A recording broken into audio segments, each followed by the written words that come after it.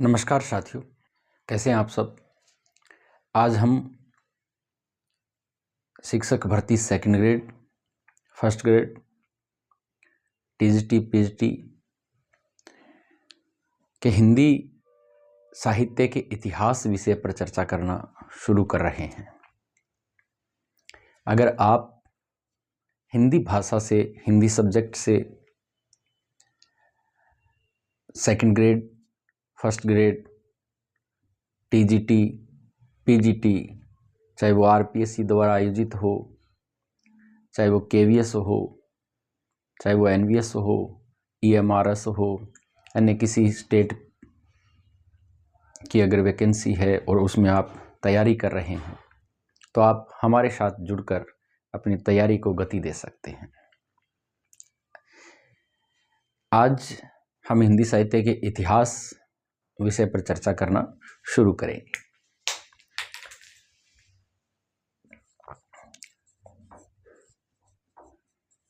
हिंदी साहित्य का इतिहास।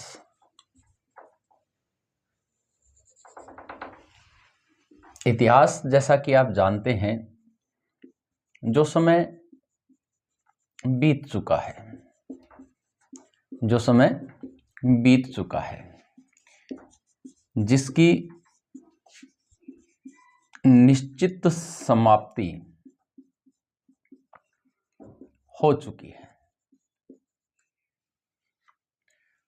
है, वह इतिहास है। जो समय बीत चुका है, जिसकी निश्चित समाप्ति हो चुकी है, वो समय ही क्या है? वो इतिहास है। वो बीता हुआ समय इतिहास है। लेकिन हमें केवल इतिहास की बात नहीं करनी है, हमें साहित्य के इतिहास की बात करनी, और साहित्य भी किस भाषा से संबंधित करके, हिंदी से संबंधित करके, हिंदी भाषा से संबंधित करके हमें इतिहास की बात करनी है। बीता हुआ समय है ना, वो सदैव मनुष्य को शिक्षा देता है, ज्ञान देता है कि हमारा जो समय बीत चुका है, उस समय से हम बहुत कुछ सीख रहे होते हैं, हम अपनी गलतियों को सुधार रहे होते हैं। ये सब बीता हुआ समय हमें शिक्षा देते हैं। और इसी बात के लिए एक विद्वान हुए हैं कार्लाइल। वो कहते हैं कि इतिहास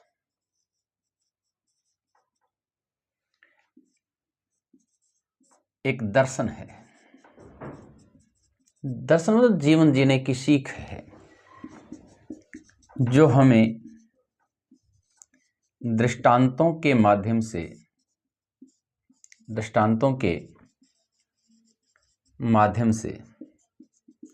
शिक्षा देता है।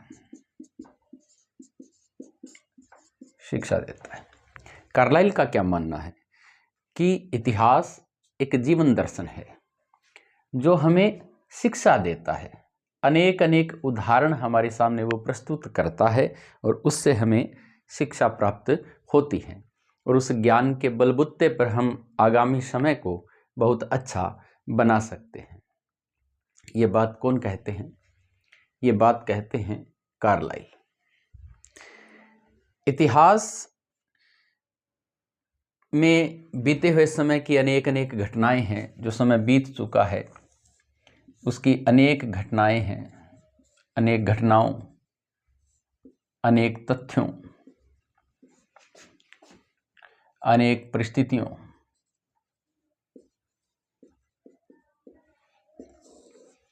का वर्णन विश्लेषण होता है। वर्णन, विश्लेषण और उसकी व्याख्या होती है।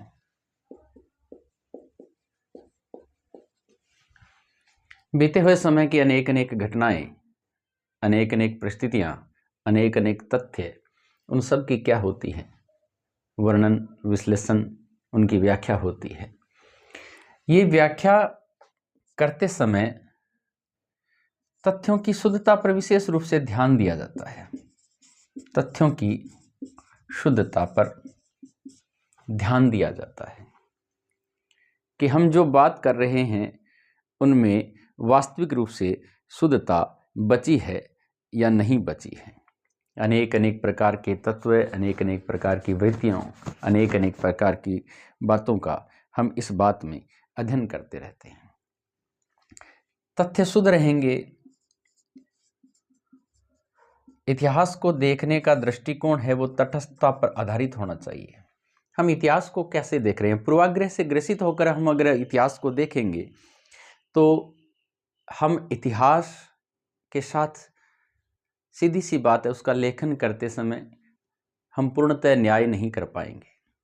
इसलिए हमें इतिहास के तथ्यों की शुद्धता और हमारे दृष्टिकोण में तटस्थता का रखना बहुत जरूरी है। तटस्थ रहने का मतलब है कि हम किसी तथ्य के बारे में, किसी घटना के बारे में, किसी वृत्ति के बारे में, किसी विचार के बारे में पूर्वाग्रह से ग्रसित तो नहीं है। अगर हम पूर्वाग्रह से ग्रसित हो जाएंगे तो हम निश्चित रूप से न्याय नहीं कर पाएंगे। वस्तुपरकता का भी हमें ध्यान रखना है।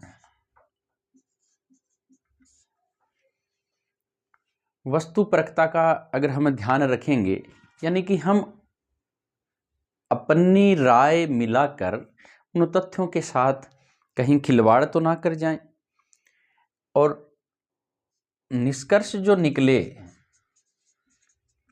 वो प्रामाणिक होने चाहिए, प्रामाणिक होने चाहिए।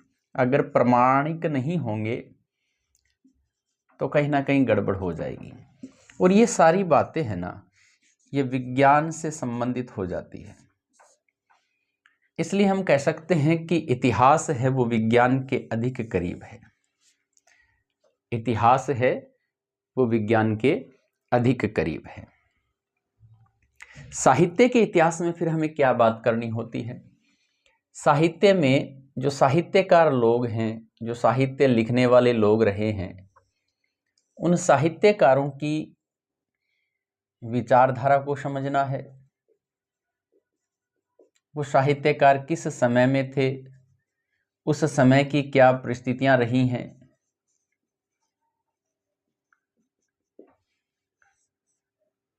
समय की परिस्थितियां और उन लेखकों की परिस्थितियां, उन लेखकों की परिस्थितियां क्या रही है, उन सब को देखते हुए, उनको समझते हुए ही हमें साहित्य के इतिहास पर बात करनी चाहिए।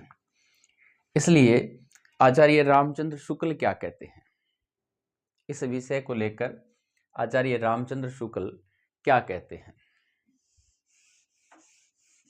शुक्ल जी कहते हैं कि किसी भी देश का साहित्य है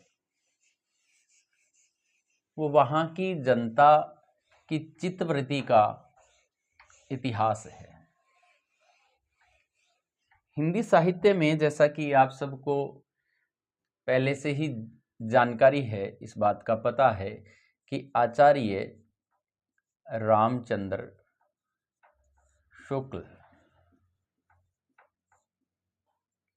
इनका बड़ा महत्व है, इनके ज्ञान का बड़ा महत्व है, और इनके द्वारा कही गई अनेक अनेक विचारों और बातों का हिंदी साहित्य पढ़ने वाले लोगों के बीच बड़ा महत्व रहता है। ये क्या कहते हैं कि किसी भी देश का साहित्य है ना, किसी भी देश का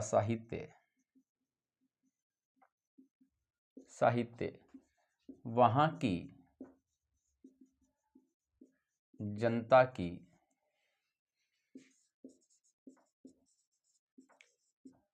चित्तवृत्तियों का इतिहास है। लेकिन ये चित्तवृत्तियां हैं, ये समय के साथ साथ बदलती रहती हैं। जब समय के साथ साथ ये बदल जाएंगी, चित्तवृत्तियां बदल जाएंगी, तो निश्चित रूप से साहित्य का इतिहास साहित्य बदल जाएगा, साहित्य बदल जाएगा। किसी भी देश का साहित्य वहां की जनता की चित्तवृत्तियों का इतिहास है। समय जैसे जैसे बदलता है वैसे वैसे मनुष्य की विचारधारा बदल जाती है, वैसे वैसे उनकी चित्तवृत्तियां बदल जाती है। चित्तवृत्तियां बदलेगी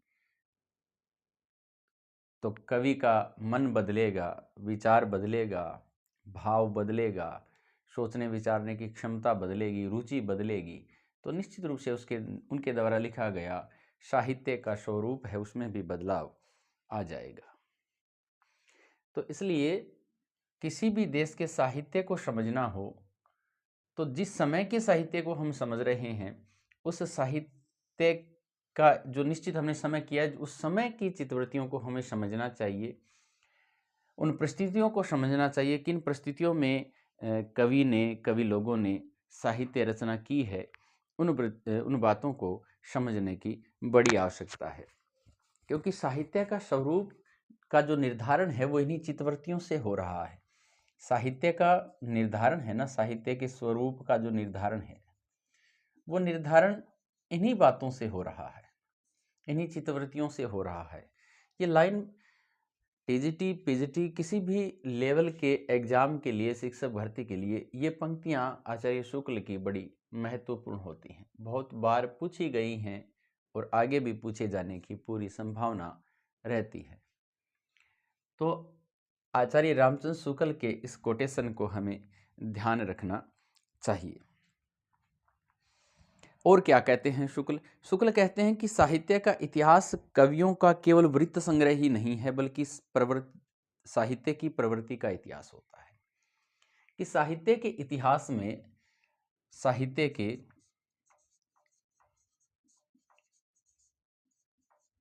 इतिहास में केवल कवियों का वृत्त संग्रह ही नहीं है,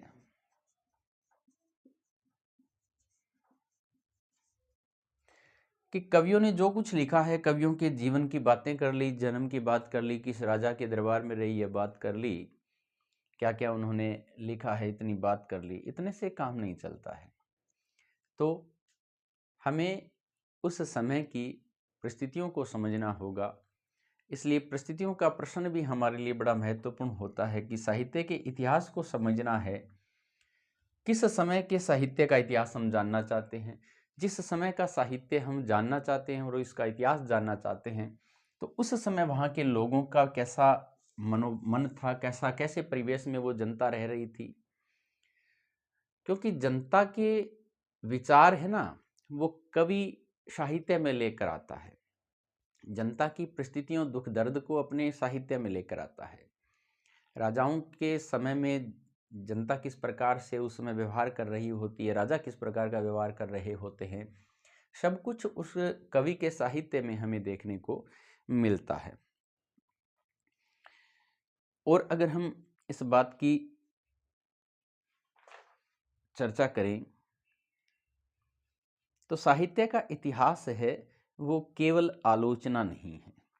इतिहास का मूल्यांकन युगीन परिस्थितियों, युग की प्रवृत्तियों सबके परिप्रेक्ष्य में हमें करना होता है।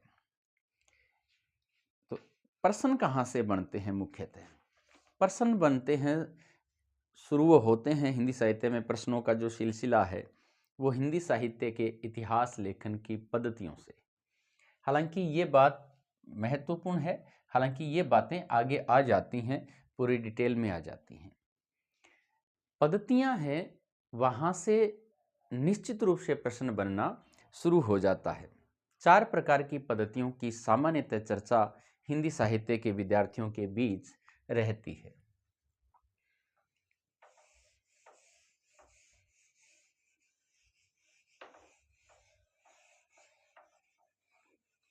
चार प्रकार की पद्धतियां जो अलग अलग पद्धतियों के आधार पर लोगों ने इतिहास लिखे हैं, उन महान आत्माओं ने इतिहास लिखे हैं। टॉपिक बहुत बढ़िया रहता है, इतिहास लेखन की पद्धतियां।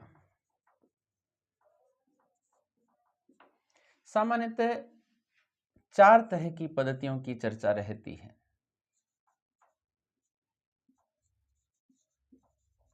वर्णानुक्रम पद्धति,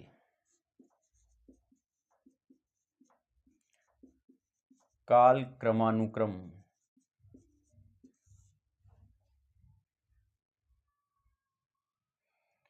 पद्धति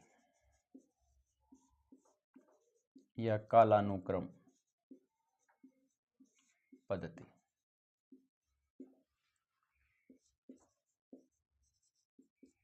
वैज्ञानिक पद्धति,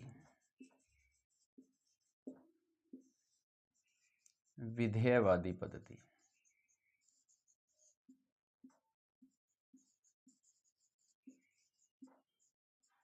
विधेयवादी पद्धति। 4 प्रकार की पद्धतियों का सामान्यतः जिक्र आता है। इसे वर्णमाला पद्धति भी कहते हैं, वर्णमाला पद्धति भी इसे कहते हैं।